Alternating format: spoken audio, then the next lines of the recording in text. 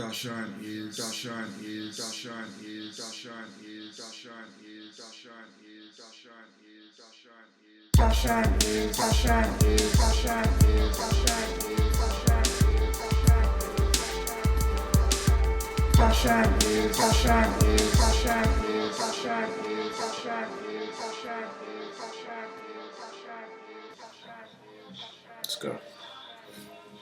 You record? Mm-hmm. All right. So the talk of the town is that you are Dashon is the world's most sensuous sage. How does one earn this moniker? How does this title come about? Well, to be real with you, it's simply a creation of my imagination. You know what I'm saying? I think that my position on this planet and the reason that I'm here is that I'm a sage. I always have been. I was always wise beyond my years as a shorty. They called me little man when I was a kid. And, it's not something that I understood outside. It was something that I kind of knew. But, we come into this world and we start learning shit and people tell us who we are and we kind of forget. And so now I'm re-emerging as the man that I am or the being that I am. I'm a sage. I'm sensual because I'm a handsome motherfucker. You know what I'm saying? Like that's all that is. So when you said something a second ago that made my ears perk up a little bit about not really responding to or reacting to something from the outside, but this idea of just being like. At what point can you say there was a specific point on your path that you recognized, really directly, like what, purpose meant specifically for you, like what your purpose was? Like a turning point Yeah, that I like understood the purpose. your aha moment. There honestly was never one aha moment that told me this is who you're supposed to be. Because I think that I had an inherent understanding of being as a shorty, there was never a time when I was like, oh, okay, well, shit, this is what it is. I've always known what I wanted to do in general, and still every day as I step, things are coming into my existence that enabled me to tell the story. You see what I'm saying? Mm-hmm. So it's either one long epiphany Mm-hmm. or little bits of epiphanies, but there was never like a tipping point where I was like, oh, okay, I know who I am, because I've always known it's just peeling away the voices in your head, the shit that you hear in society and from family and friends about who you are. You peel that shit away and you create your epiphany. Just like I'm saying, Dashon is. That's a declaration. It's not just a name and a title, but it's a declaration. I am. Right. I am whatever you think I am to you, but I know who I am, so who you think I am doesn't matter. You feel me? Mm-hmm. So that's where the being stuff comes from. Yeah. One of my favorite fables, favorite stories, favorite journeys, like literary journeys, is The Alchemist. Mm. And there's a moment that always stands out in my mind where the young man, the character, is told that his journey is already laid out before him. It's just a matter of paying attention to the signposts. Mm-hmm. And that's kind of stuck out in my mind. Is really kind of key. Just in even looking at my own journey, like the ability now to recognize the signposts. How would you guide a young person on their own spiritual or self-realization journey? Like what words would you use? You know what I mean, to kind of help that person also be able to see and identify or peel back those same layers. In a similar way that you experienced.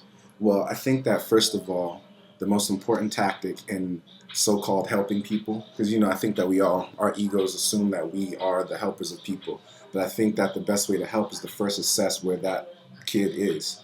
What does he think about himself? Where did he come from? What are his beliefs about reality and his reality and the world in general? And once you find out, what those hang-ups or influences are, you are then able to say, have them start to poke holes in that so-called picture of reality that they have. So say their mom says, you're a brilliant boy, you're going to grow up to be a doctor, but all he can think about is being an artist. My first approach would be, do you want to be a doctor?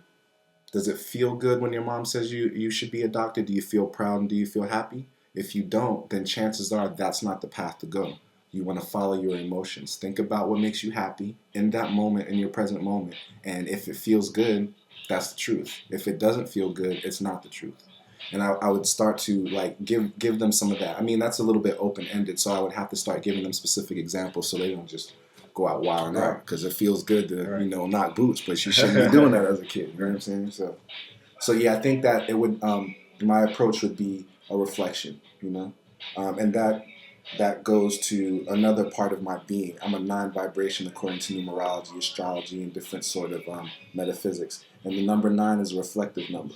So if you add 9 to any number, you're going to get that number in return. So if your number's a 5, you add 9 and 5, you get 14. You add the 1 and 4, you get 5. You feel me? Mm-hmm. So I feel like the way that I help the people around me is I just reflect who they are. I listen to what they say. I give them back exactly what they say to me, and then I'm a fucking genius. Mm-hmm. Oh my God, you helped me. It's really interesting that you say that. And I mean, like, in these days, you can't go in a conversation for longer than 10 minutes without mentioning Barack Obama. Mm-hmm. And I think we're at about that 10-minute mark. Recently I was hanging out with some friends and we were talking about, sort of the power of Barack Obama and how he's been able to, in effect, move people beyond their stasis. Mm-hmm. And one friend described him as being a reflector. Mm-hmm.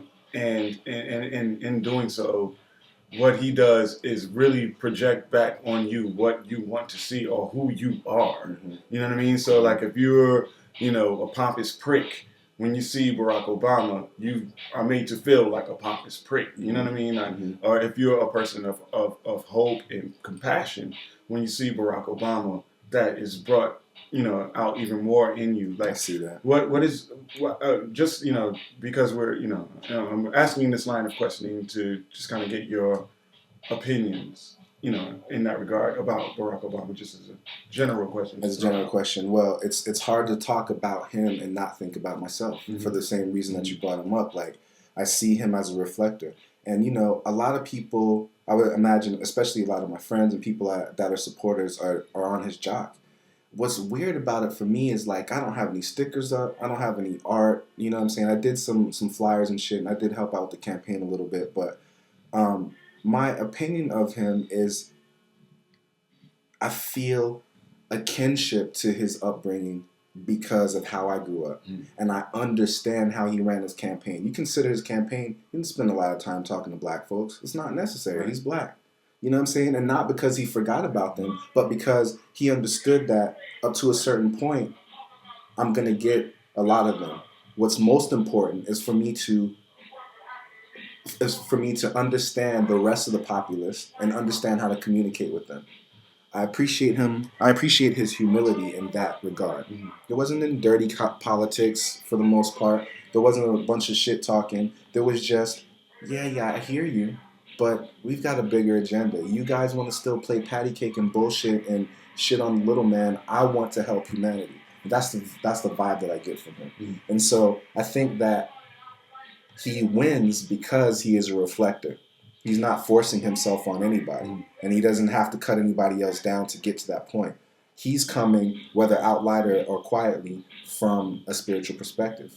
He's coming from a perspective that is lesser in ego than most other people who would be running for that office. So, I'm not on his jock just because he is me. You know what I'm saying? He is the people that I already associate with. So, for me, it's more of an appreciation and a recognition of what the truth is. It's like, I'm looking at him like, yeah, okay, that's what's up. It's about motherfucking time. Right. You know what I'm saying? That's all it is for me. So you mentioned, similarities in your upbringing to Barack Obama. Talk about that a little bit and how your upbringing has, shaped you. I mean, we can, you spoke a little bit about how that has possibly shaped Obama, but, what specifically did your upbringing, how did your upbringing more specifically affect you as a sage?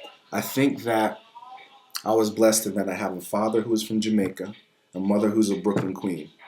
They basically grew up in the hood, But because my dad was probably dodging the draft for Vietnam, he joined the Air Force.